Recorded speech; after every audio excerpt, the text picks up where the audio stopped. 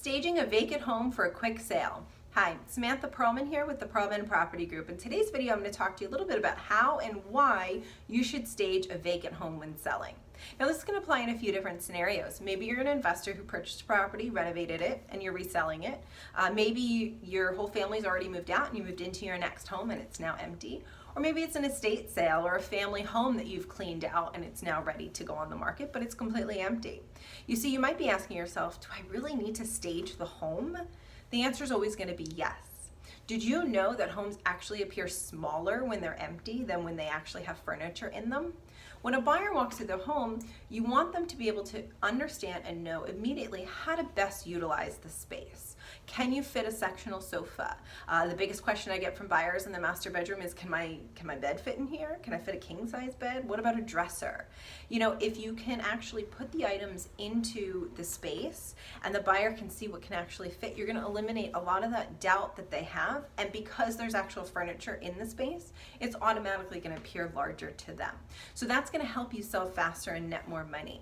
Now, the next question you're going to ask is, do I really need to stage the entire house? The answer is no. You want to focus on the main living spaces and the main spaces that are going to be important to the buyers in your market. So most of the time, that's going to be your living room, dining room, family room, and your master bedroom.